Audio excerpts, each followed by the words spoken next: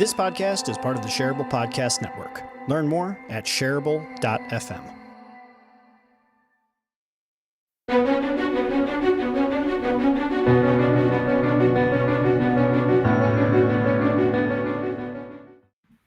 Fun fact, y'all, just real quick. You know how, I don't know if it's the same way for you, but that video on my screen always comes up looking up real stretched. I went back recently and started looking through. It actually comes up perfectly. So it's like, it's been in my head this whole time, but it actually just looks amazing. So we all good. We are good. Welcome to the Heroic Council. I'm Parshell Tashi, and I'm joined with council members Tim, Jeff, and Sarah. You guys get your first names for now because the last names are not ready in my brain yet. But I know your last names. I do know your last names. Tim, where's all your goodies, man? Where's all your things? I'm having an eCam issue. I'll talk to you about that. All right, cool. Yeah. But see, this is perfect for today's conversation, which is about why being perfect isn't perfect. So I'm the featured guest, I assume? We're all over the place. What we're trying to say, Jeff, is that you're not nearly as perfect as you think you are. I'm definitely not as perfect as I think I am. No question. But I think I love this topic in particular because as entrepreneurs, as business owners, you know, we get into a lot of places in our heads and our minds where if something's not exactly the way that we thought it should go out, right, and the way we planned it, how we respond to it, you know, like there's so many just so many challenges I think that come up with that. So I'm excited to talk about this with you guys in terms of, you know, how you deal with when things are imperfect, how you navigate, how you see yourself in these moments, right? Because it's all a reflection of ourselves. So I'll start off and ask you guys, like, what experiences have you had recently where things just didn't quite go your way and how you maybe navigated or pivoted with that? Jeff, do you want to start? You look like you had something. I mean, I'm always ready to talk. That's kind of part of my thing is I'm just always ready to talk. But why actually, let me. I'm going to revise my question though. Yeah. Let's start off with, where does this come from? Like, where does the pressure come from for us to be perfect? Oh, actually, let me jump in on that one first, because that's like a very fresh wound in conversation with my therapist, actually.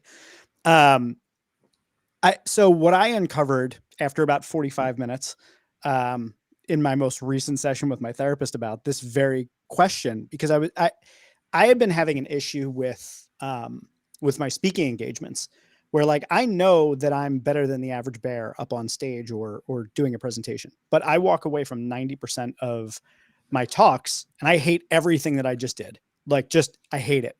And I hate it not because I think that it was objectively a bad performance, but I hate it because it doesn't match up with the picture I have of what I'm out to accomplish or the level that I should be at. Right. And where it comes from for me is almost a paralyzing fear of not making enough impact in life. That's where the underlying thing is that I have a desire for my work to have so much meaning and to affect so many people whenever I'm doing it, that no matter what I do, I inevitably bump up against the inadequacy relative to what my vision is for what I'm out to accomplish. So that's where it comes from for me. I'm sorry, you guys. No, go ahead. Okay. So I think one this is probably something that which I've said resonates with me, but I know for me it's a little bit different because this is something that I've been examining for a long time. Because a lot of times, let's say hypothetically I create something or execute something and I look at it and my initial response is that let's say hypothetically my initial response is oh wow, I'm really happy about how this turned out, you know, and then I let's say I start showing this thing that I did to other people. My perspective of that thing may start to change based on me thinking about how they're looking at it. So if I show it to this one person and I think, oh, from this person's perspective, they're not going to like this, this, and this about it. And from this person's perspective, they're going to like these things about it, but not like this thing about it. So then suddenly I feel like I'm trying to appease everybody. When then suddenly, like, I don't like what I did. I'm not as excited about it as when I initially released it, because suddenly I'm thinking about all these different people who have all these different things, all these different preferences and stuff, and how they're like projecting those preferences onto this thing and their judgment of it. And a lot of those things probably aren't even real. It's just my assumptions of what they're thinking about it too. Um, so I think it's like probably one really complicated for everybody, because like a lot of people have different like thresholds for what they're willing to put out there. And then on the flip side, we just all have like little nuances and what triggers us and what doesn't and stuff like that. Yeah. I would say mine came from really childhood. Like I think my parents were very, in a good way, they made us know that people knew who we were and that people were paying attention to it. So my dad was in a leadership role at our school and at our church, and he was up in the summertime the manager of a tennis club. And my sister and I got to hang out at that tennis club without being members because my dad was the manager there. But I think my parents always put in our heads, like, if you misbehave, they're not going to let you do that, right? Or you're not going to get some of these privileges that you are blessed to get, even though we're not members of this place, because, you know, your parents are in a leadership role. And because of that, people are watching your actions. And so you better behave or you're going to lose access to this privilege. And for me, I know that that is something that is like still to this day.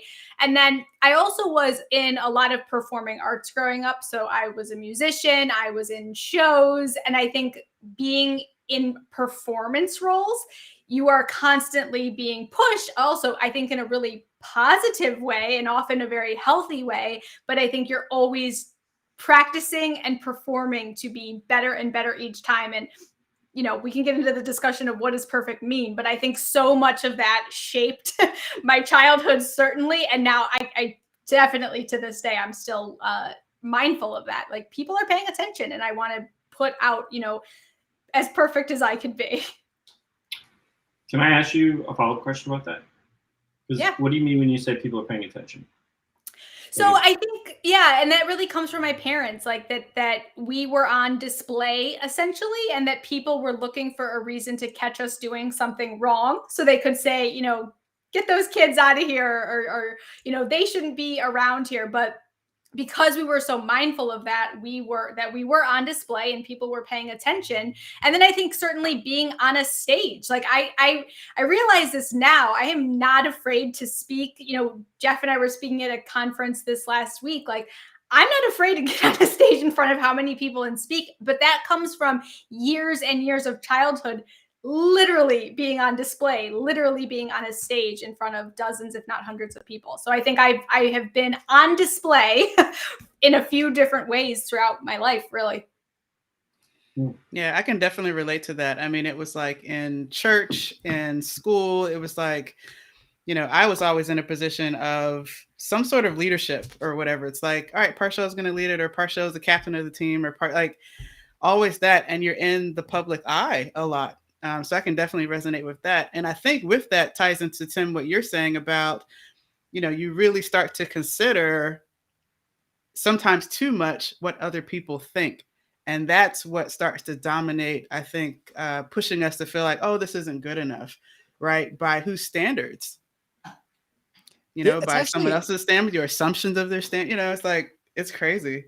It's interesting because so the way that you're all talking about that, you're each of the points that each of you made was very much about like the external assessment.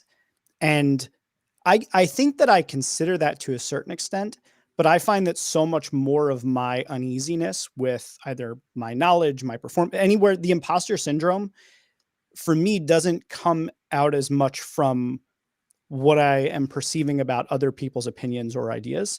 They're coming almost entirely from my own beating myself up and assessing myself about the lack of following through and being as good as I should be. Right. And I talked about this in a talk I gave recently about anchors and about like what you're anchoring to. So I think the part that for me is external is why I'm beating myself up is because of who I'm comparing myself to.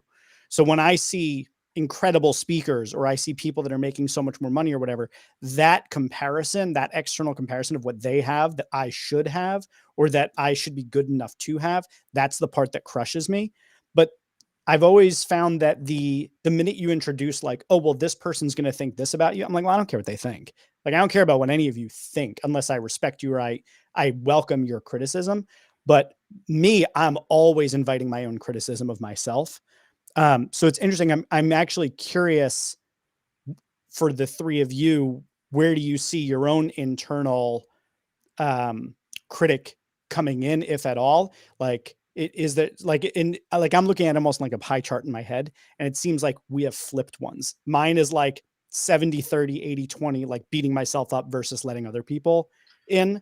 And it sounds like you're all kind of talking about it from a slightly well. So I just want to I want to clarify, like, for instance, like when I say that like I'm looking at it from other people's potential perspectives, like I don't necessarily, I have no idea generally if those people actually hold those opinions. You know what I mean? Like, so in a way it is internal because I'm just guessing what, like, I start looking at it like, oh, where are all the potential things that somebody could pick at this from? You know what I mean? Depending on different people, you know, like, and so I don't, like, a lot of times, yeah, I would say it's like almost always internal because I rarely get that kind of feedback. And when I, like, a lot of times, like, let's say I send a project to a client and the client gives me feedback, like 90% of the time it's like, oh, that's really good. Can you just change these things? And a lot of times, like, I'm like, wait, why would you want to change that? That's stupid.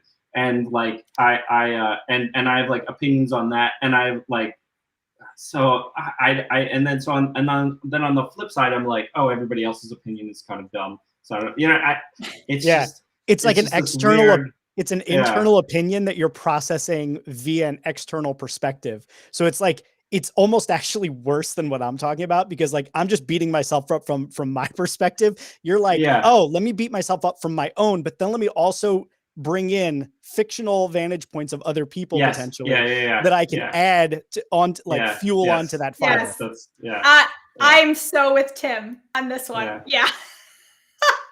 It's crazy. It's crazy too. Like the. Wait, go ahead. Yeah. I was going to say the things that we trip up over, it's not even in another person's awareness. Like when I first started doing more videos and doing exercises with getting comfortable on camera, it was like one of the exercises was to send a video to, you know, to a client or to somebody and to get their feedback.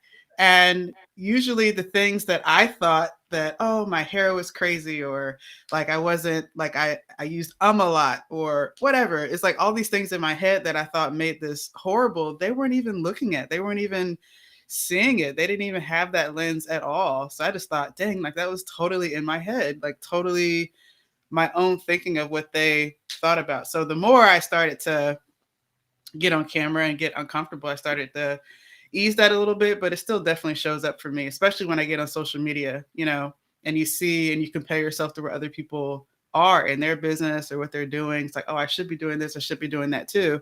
That's when I start to beat myself up too. It's like, so and that kind of creates a dilemma because, at least for me anyways, because I'm like, because like I have a few conflicting goals. You know what I mean? One of my goals would be like to make money, and one of my goals would be to be like happy with the work that I do on a daily basis. And those two things can conflict a lot of times. So I'm trying to think of a good example. Like, this is kind of like off topic, but like, let's say hypothetically, my wife has a opinion about what I'm wearing, right? And, you know, my thought is like, my initial thought would be like, oh, like, I'm like, this must not look good. You know what I mean? Because she has this opinion. But like, that's one person's opinion. And then, because I know this, because I know people who have one opinion about how I look might have another opinion about how I look. Somebody else might have another opinion. So like, what opinions really matter? And I think that will kind of comes down to what are your goals and what are you trying to achieve? And that's why I brought up, like, they can sometimes conflict, because like, it's cool that a client might be happy with my execution, but are they happy with the execution for the right reasons, you know? And am I being self-conscious about my executions for the right reasons or the wrong reasons, or, you know, and then, so there are all these, like, does that I don't know. Does that make sense at all? Yeah, absolutely. I think yeah. one of my like favorite things I've heard about perfectionism is that I guess it's my favorite thing and my least favorite thing at the same time, but it's that perfectionism has no definition and there's no goal, there's no like set standard for what it is. So if we're all chasing perfection, our definition of that is all so unique. And so we're all chasing something different. And to Parcel's point, when I see myself on video, I'm picking apart this or that. You're maybe picking apart something totally different, if anything at all. And I think that that's what's so interesting is you can put something out into the world like, oh my gosh, my nose is this, my hair is this, my skin is this. And then like nobody else noticed that but you, but then they notice something completely different. And so it's like we need to stop chasing perfectionism because we're never going to get there because it's not defined. Well, yeah, it's very ambiguous. And I don't want to something different to everybody. Parcel, I don't want to snake the hosting duties here, but I have to jump in with this question, which is we're all talking about all of the ways in which we don't measure up for perfect. And we're talking about all the ways in which we beat ourselves up about not being perfect. But have all of you had an experience where you were like, that was perfect? No. That's the thing. I would assume you all have, right? Like, I know I have. I've had a handful of them and they're mostly in cooking. But like, I know like I nailed that. That was perfect. There was literally nothing to be improved. It was perfect. And I think it's those experiences that make me want to keep chasing it. But opening it up, have you all had experiences where you're like, yeah, nailed it. It was perfect? I mean, definitely the food thing. Good God. I mean, yes, like either the food comes to you perfect or you made it, just the way that you wanted it. There was nothing you had changed about it. It was like totally, totally perfect. I would say too, I think that at times there's a correlation between how I'm feeling about myself that day or something like that. It's like, sometimes you can just have that lens on where everything just sucks. It could have been a perfect meal in front of you, but you didn't see it that way. Yeah. But I find that usually if I'm in a good state, then more things tend to be more acceptable or perfect, Yeah, That's sometimes really I'm in a point. mood where there's no way I'm going to be happy about dinner no matter what happens. Like I'm going to eat it and it looks like it's fine.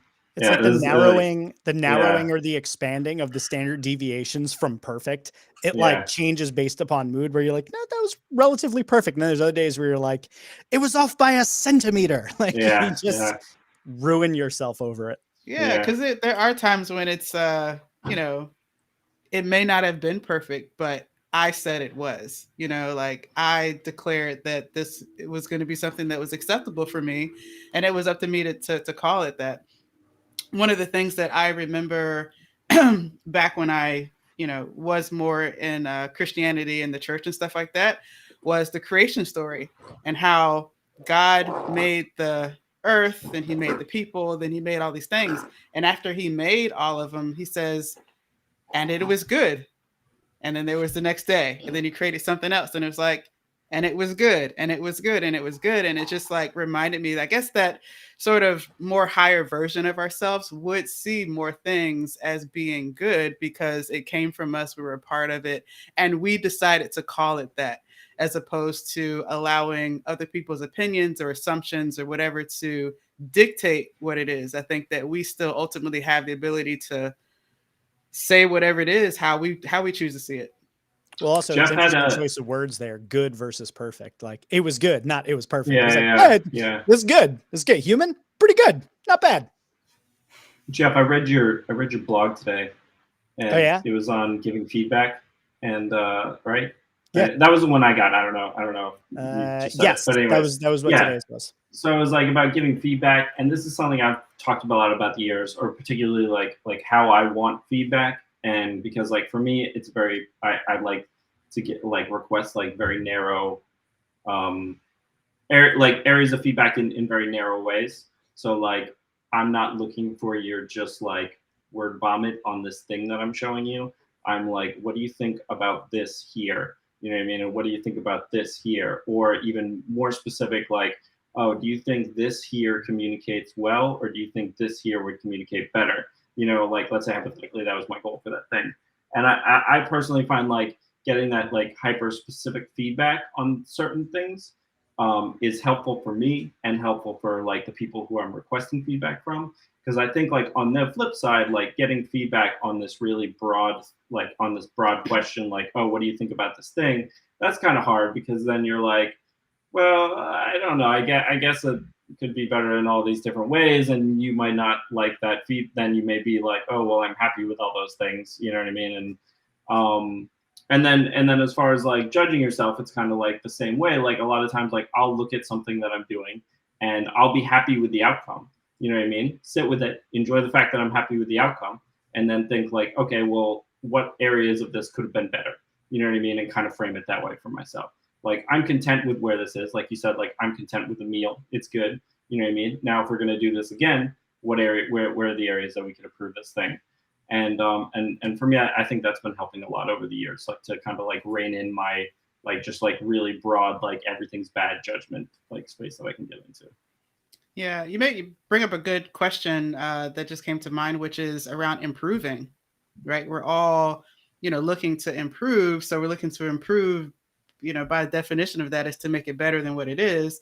So there's that continual striving. So are there areas that you all are, consider yourself improving in to where it's like, it's kind of on this path to what is, even though you can't define perfection, right? It's still improving is still part of our lives, right? It's still something that has to happen. So what are you all improving towards or see yourself improving in?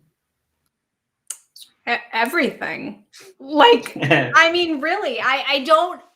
So I try to think about, like what's good enough, because I feel like I am constantly on that improvement. I'm never good enough. I'm never done. I could always make something better. So I have to actually really instill boundaries with myself of when is something good enough? Like, when have I practiced the talk enough? When have Parshell and I are finishing up my course this week. Like, when is it good enough? When am I sending it to her for final approval? Like, I think that for me, that's been really, really critical, because I would never be done. I would never say to myself, it's good enough, it's perfect, it's ready to go. So I guess I would say I would never say it's perfect. So I have to be very, very careful that I know when something is good enough and the amount of time I have spent on it is appropriate, not overkill, because that could be one of the biggest ways I waste time, is that I'm spending too much time in trying to get it perfect when good enough is like the sweet spot. I'm profoundly uncomfortable with that entire whole idea of enough. Profoundly uncomfortable. The idea of ever reaching enough on anything, in a conversation, if I'm stepping back and I'm having the conversation about it, 100%, I'm like, yeah, you should be able to reach that point. Enough, sure. It's a conceptual place that I believe in.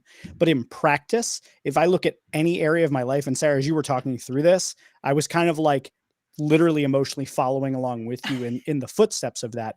I don't think there's a single thing in my life that I feel that I am like, I'm done getting better at. It's a thing that I'm going to do, like I could get better at brushing my teeth. Like that's the level of thinking that I'm always bringing to things. And there are ones that are higher stakes and lower stakes, right? Like I'm not losing sleep over my ability to brush my teeth. I'm pretty good, but I still think to myself, like, if you were to say like, oh, are you as good as you could be at brushing your teeth? I'm like, hell no, I don't even do that full 2-minute thing. Right. So like every part of my life, I'm definitely thinking about there's got to be more. And all I see are flashes, momentary specks of perfection, where again, like it's usually in food. Like I made a perfect grilled cheese, right? Like that's like a moment in time and then it's gone, it's eaten. And then you just have to do it again and again. And I think in every area of my life, that's how I feel. There's never an enough where I'm satisfied.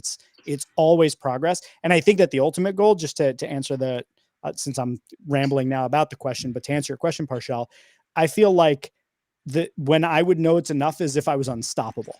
Like if I could literally do anything that I set my mind to and nothing could stop me, that might be enough. Well, but I have to assign like physical boundaries to this. Like time is a good example. Actually, brushing your teeth is a good example, right? So I have the Quip toothbrush that does like 30, 30, 30, 30. So like I have 2 minutes, right? So like I got myself a tool that ensured that I brushed my teeth for 2 minutes, which Looking is that the up right now. good enough amount. And I think that that's what's been helpful for me, right? Because I could be like, well, I'm going to brush my teeth for 3 minutes. It's like, no, 2 minutes is good enough.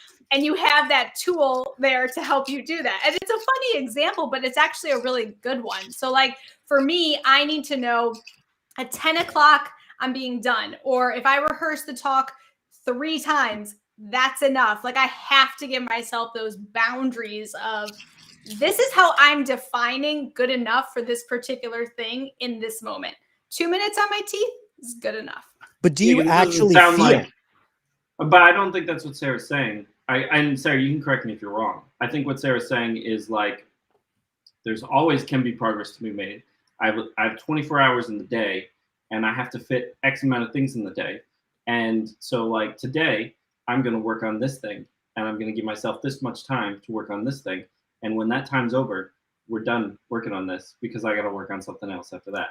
Exactly. Like it's not a matter of like I'm not Sarah saying I being- feel it. I'm not saying I feel it. I guess that's my point of it is like I'm fine with all of us saying that we accept a level of failure in absolutely everything, but we've been content to say it's enough for today. But I'm wondering like how often you actually walk away like feeling like it was enough versus saying it was enough. Never. I don't think I would ever on anything be like, oh, it's perfect now. I wrapped it in a bow. Everything's great. I don't think I would ever do that, which is why I think because I don't feel that, those parameters help me to be like, you're good. Get out of here. Yeah, this works for now. Yeah. This is exactly why I have a therapist, because I feel like we're all acknowledging this, but like I hear that and I hear myself saying these things and I'm like, yo, that is super not healthy to like have this, even the thing I said before about being unstoppable. Like I hear that and I'm like, that is a villain origin story. And, but like, that's truly how I feel. And like, when I say it, I'm like, that's not healthy. Got to work on it. Yeah, it's a very interesting balance between the two worlds of like improving, but then giving yourself permission to know that what you've done is good enough, you know, like what you said. So I like this conversation a lot. So let's try to wrap it up as best as we can here. I'm going to ask us to each think of a piece of advice we would give to the listeners on this topic who may be struggling with imposter syndrome, you know, imperfection, seeing a goal, but being frustrated that they're not there yet, right? What advice would you give to those who who could use a different perspective on what it means to be perfect or to not be perfect?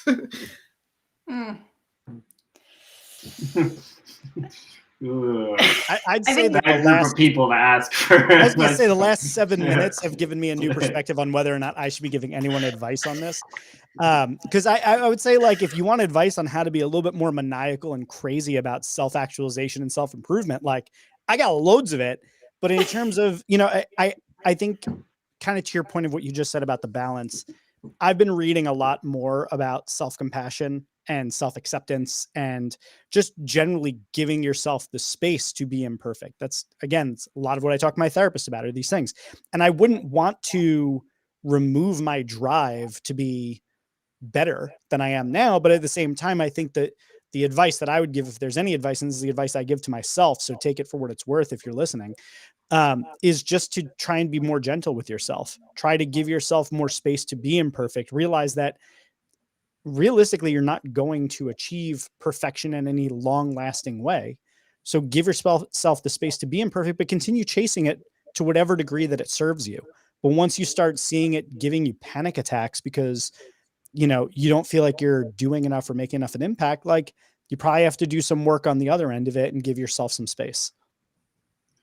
And like going back to like the food analogies, like for instance, like, you know, if you say this dish is perfect, like I guarantee you there are going to be people with other palates. Like for instance, people who like maybe consume less salt than you do. So like they might find yours really salty because you generally consume higher doses of salt. So like I wasn't pointing that out. No, but it's absolutely true.